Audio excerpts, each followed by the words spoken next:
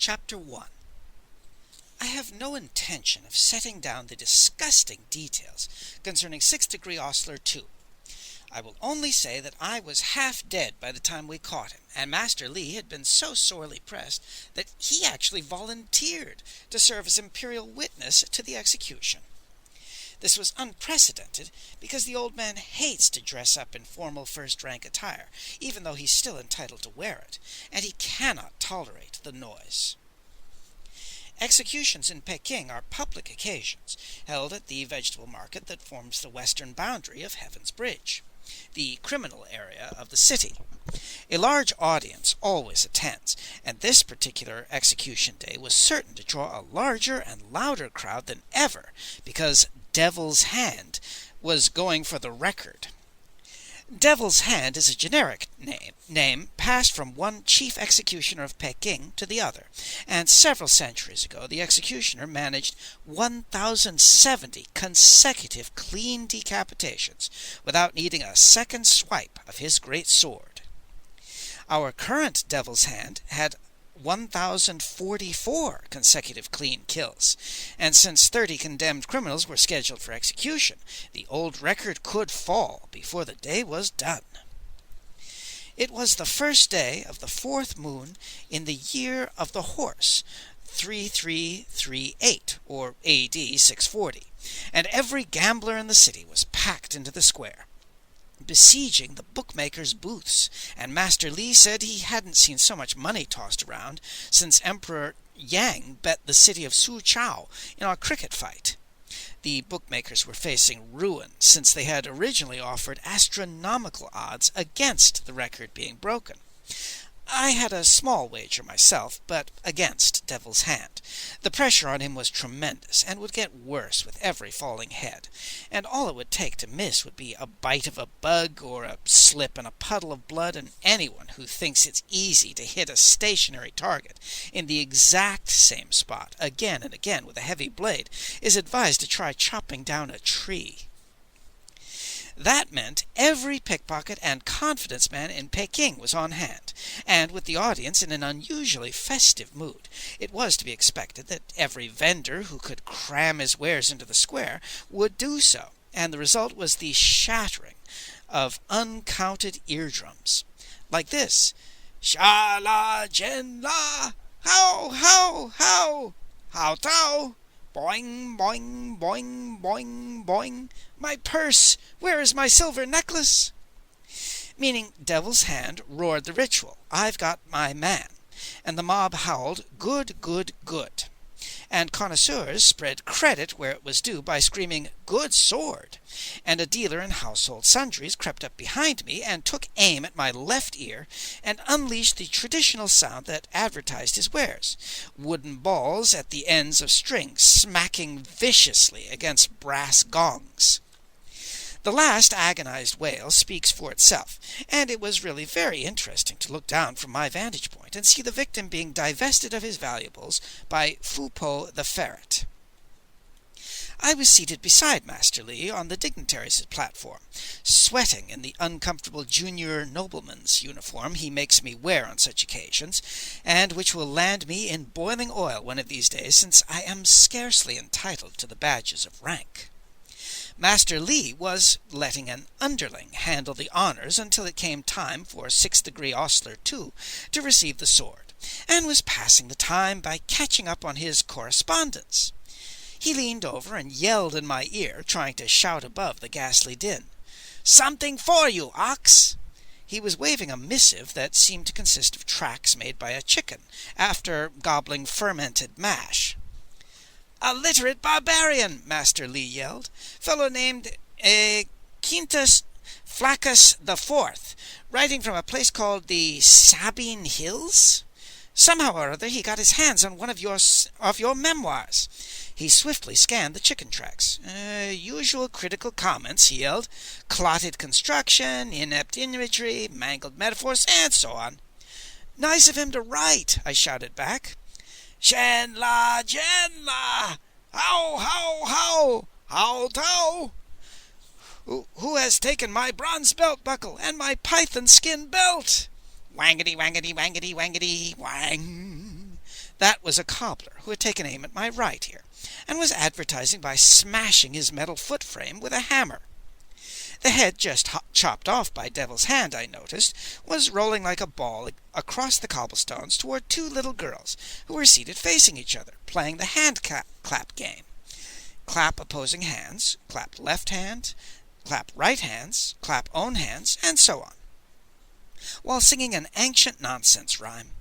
They watched the severed head approach with large eyes, lifted their stubby legs in unison to let it roll past, and resumed clapping. Shrill, happy voices reached through a momentary pause in the din.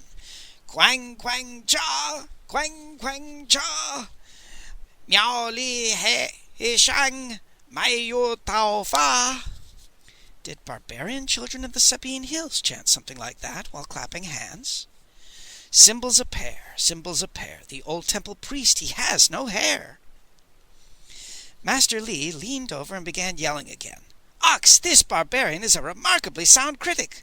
Listen to this. In septis gravibus is plerunque e magnis prophecies purpureus late e qui splendiat unus et alter adsuiter panos ut proiciet ampullas parturient montes nascitur ridiculus mus.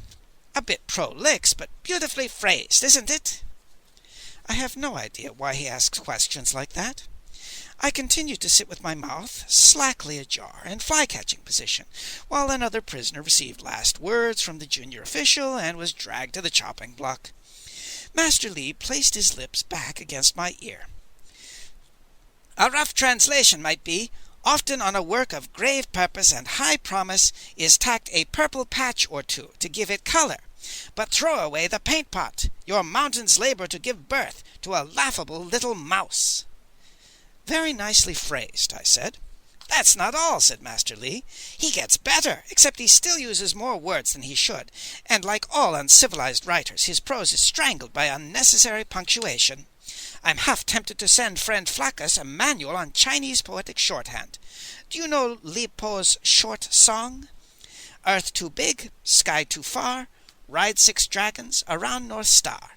Crazy dragons, stinking drunk, enjoy self. Think, my boy, of the benefit to the barbarian style if he studied Li Po's technique and altered his missive accordingly. Purpose grave, promise high, mountains labor. By and by, out creeps mouse with purple nose, throw away paint pot. A vast improvement, I said. I forgot to mention the vendors of soft drinks. These fellows are almost alone in advertising their wares with their own voices, and the reason is that each and every one is convinced he's but a temporarily undiscovered star of Peking opera. And one of the bastards had crept up behind me and was pointing his gaping maw at both my ears. Along with the rest of it, the result was like this. Sha-la, jen-la, how, how-to! Soothing syrups, chilled with ice, try mine once, you'll try them twice. 10 cash a cup to beat the heat, with a taste like snow, but sweet, sweet, sweet. Who is made off with my costly silk trousers, my pure velvet loincloth? Clang, clang, clang, clang, clang, clang, clang, clang. That last was a scissors grinder. They advertised by clashing rows of metal discs sewn into the linings of their long, wide sleeves, and the sound has the peculiar quality of cracking the porcelain of your teeth. The latest severed head rolled to the little girls, who didn't even look up as they automatically raised their legs, and the sweet childish chant continued as the head joined the row of its bodiless colleagues, and I suddenly leaned forward and started to count. 34, 24, 25, 26. 26 meant Devil's Hand had just tied the record, and the next would set a new one. I was going to lose my bet, unless a miracle happened, but I didn't mind. In fact, for the first time that day, I felt a glow of well-being, because I knew the next prisoner in line all too well. How delightful that the record should be set by 6th degree ostler 2. Ox, here's a very interesting comment from Flaccus the Fourth, Master Lee was yelling. He begins by bemoaning your excessive sensationalism, and then writes, Ut terpiter atrum desinat in piscem mulier formosa superne. I nudged his arm and pointed, and Master Lee arose and adjusted his robes. He stepped to the front of the platform as the bailiffs dragged the prisoner forward, and I could see the old man compose himself, and begin formulating suitably dignified Confucian comments to help the ostler resign himself to his imminent demise. Unfortunately, Master Lee couldn't quite attain the proper tone of serene gravity, since he had to contend with the mob, the vendors, the gamblers, and 2 little girls clapping hands, and the result was something like this. 6 degree ostler 2. 6 to 5.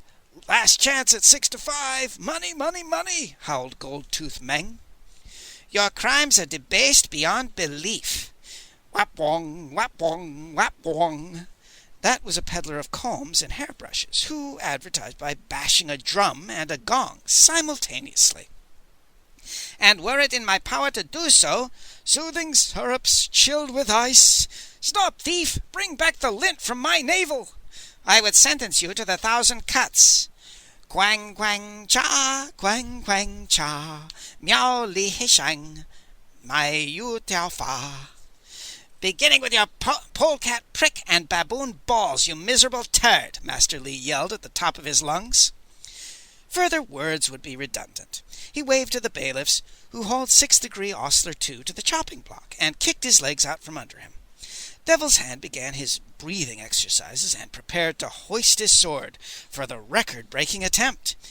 And that was when the first of the extraordinary events that were to entangle us in the affairs of the 8 skilled gentlemen occurred. I wouldn't have believed anybody could scream loud enough to make the mob in the vegetable market shut up and pay attention, or make the chief executioner of Peking come to a halt with his sword raised high. But that is exactly what happened. All eyes turned to 6 figures that were racing into the square through the gate of prolonged righteousness. The 5 men in the lead had wide, staring eyes, faces bleached white with terror, and mouths gaping like coal bins as they emitted one ear-splitting scream after another. The 6th figure was the cause of the commotion, and one look was enough to freeze my blood. I had heard tales of vampire ghouls from Auntie Hua since I was 5 years old, but I had never expected to see one. And this Chi Mai, as Master Lee later confirmed, was a specimen so classic it could have been used to illustrate the famous scientific study by the great Po Song Ling, recorder of things strange. It had long, greenish-white hair growing all over it, tangled and rank, dripping with decaying fungus from a tomb. Its huge red eyes glared like charcoal fires, and its vulture claws dripped with somebody's blood, and its huge tiger teeth glittered in the sunlight. The terrible thing moved with immense, powerful strides, and would surely have caught the fleeing men in no time if it had run in a straight line. Instead, it weaved and stumbled, clawing the air with impotent fury, and when it ran into one of the vendors' carts, I finally realized what Master Lee had grasped instantly. The monster was blind and dying. That was what Auntie Hua had always told me.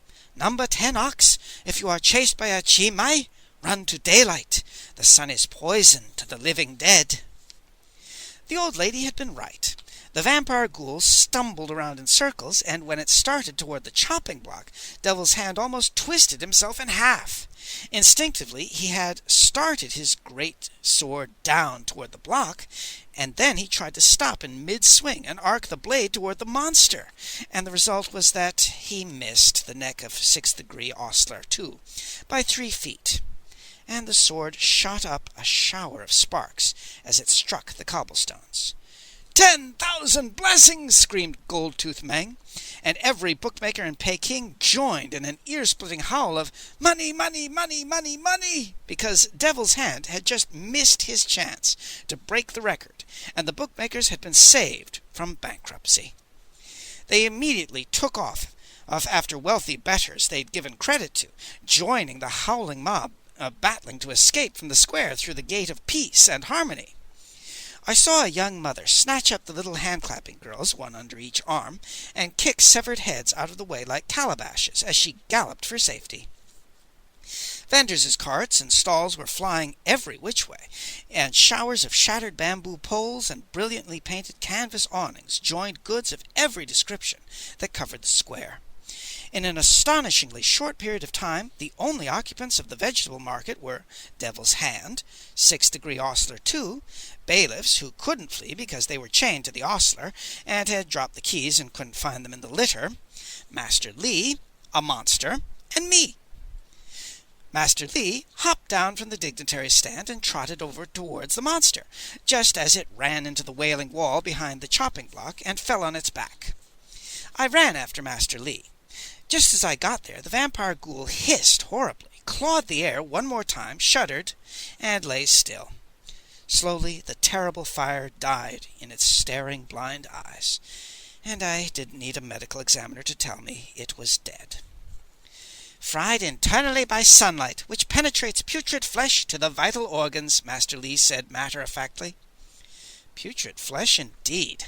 It stank horribly of decaying matter, and its own body was just as responsible for the reek as were the bits of flesh and gristle from the person it had recently eaten, sticking to its claws and teeth. "Absolutely lovely," Master Lee said reverently. "A specimen this perfect hasn't been seen in Peking for 1,000 years, and I would very much like to see why it left the safety of a grave to commit suicide in burning sunlight." The answer wasn't long in coming, because 7 more figures were running slowly and exhaustedly through the gate of prolonged righteousness. I recognized the one in the lead, Sergeant Sanpo of the city guard, with 6 of his men behind him. They were panting like a pack of winded hounds when they reached us, and dripping with perspiration. It was clear that the sergeant was delighted to find the monster dead, and almost equally delighted to find a first-rank official to take responsibility. He saluted Master Lee smartly. "Sergeant Sanpo, sir, from the Coal City Watch," he said. "Got a report that suspicious men were at the Lin family cemetery. Found 5 grave robbers at work in broad daylight. As bold as you please." The sergeant made no attempt to disguise his admiration for the thieves, who had avoided the guard dogs that patrolled at night by forging a work order for a drainage ditch and marching up the hill with picks and shovels over their shoulders, whistling cheerfully. They could tunnel like moles, and by the time the sergeant and his men had been alerted by the head gardener, he was suspicious because he hadn't received his customary kickback for Coal Hill contracts. They'd already cut 2 side passages from the central ditch and removed the jewelry and jade burial pieces from 2 coffins. They were starting on a 3rd when the soldiers tiptoed up behind them. "So this fellow lifts the lid and freezes solid like a chunk of ice, and these god-awful claws come crawling out around the edge, and this horrible thing sits up in the coffin and lets out a roar of rage." The sergeant told a vivid tale. The grave robbers had taken to their heels with the Chi Mai behind them, and the sergeant had rallied his men and given chase. The monster had hurled something at the robbers, but it had bounced harmlessly off the back of one of them, and then it had been a foot race which the vampire ghoul would easily have won at night time. But the searing sunlight had done its work, and allowed the robbers to escape.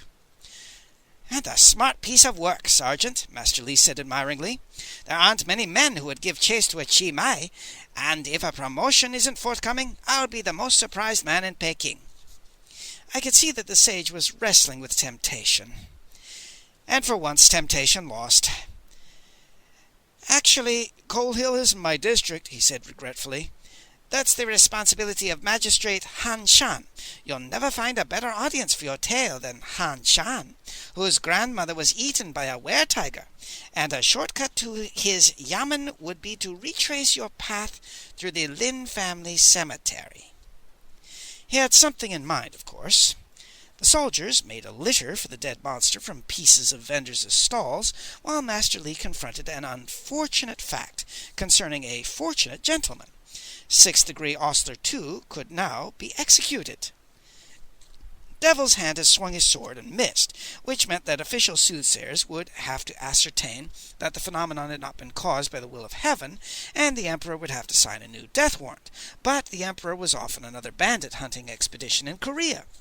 So Devil's Hand and the bailiffs dragged the horrible ostler back into the dungeon at Executioner's Tower, and then Master Lee and I accompanied the soldiers and the dead monster back to Coal Hill. Sorry, 6th degree ostler 2 could not now be executed. We climbed the long path all the way to the top, where the Lin family estate was. The grave the monster had occupied yielded a great number of gnawed bones, and some fresh bloodstains, which seemed to interest Master Lee. "You say the creature hurled something that struck one of the robbers in the back?" he asked. "It looked like it," Sergeant Senpo replied. "Right over there." They searched through the tall grass until one of the soldiers let out a high, sharp yell, and Master Lee leaned over and took out his large green handkerchief, and when he straightened up he was carrying a half-eaten head. "No wonder the monster was annoyed. Grave robbers interrupted his dinner," the sage said mildly. The head had been ripped right from somebody's body, and a nasty tangle of tendons and part of the vertebra dangled down, making it look like some kind of obscene sea creature. Nobody was going to identify the poor fellow. The vampire ghoul had devoured the face, and I have seldom seen a nastier mess. Master Lee had the soldiers look around on the odd chance that the body might be nearby, and then he added the head to the litter and sent the soldiers on toward the yamen, with a note to the magistrate praising the sergeant's work. Coal Hill is the domain of the wealthiest families of Peking, and when Master Lee walked to the edge of the cemetery, he was enjoying the most expensive view available. All the city opened up below us, and almost directly down I could see the rosy walls and emerald foliage and blue and yellow and crimson roof tiles of the Forbidden City. The old man was rocking back and forth on his heels, with his hands clasped behind his back, whistling tunelessly, and I realized with surprise that he was as happy as a flea surveying the imperial kennels. "Ox," he said, "the gods have decided to reward us for our ghastly encounter with 6th degree ostler 2. "Sir?" I asked. "Get plenty of brushes, ink, and notebooks," he continued cheerfully. "It might be a nice gesture to send Flaccus the Fourth an account of what's about to transpire." "Sir?" I said. He reached inside his elegant robes and pulled out his odorous goatskin flask and removed the plug, sending an alcohol reek in my direction that caused me to choke. "Ox, something about that half-eaten head is almost as unusual as the creature that ate it," said Master Lee. "The last criticism from our barbarian friend had to do with fish stories, and unless I am greatly mistaken, a great white whale of a case is headed in our direction." "Sir," I said. He swilled a pint of the stuff, and I briefly wondered if a vampire ghoul could have survived it. "A livid leviathan," he said. "My boy, the spout reaches toward the stars, and the wake rocks offshore islands as it swims toward us, circumnavigating sacred seas with the awesome inevitability of an iceberg." "Oh," I said.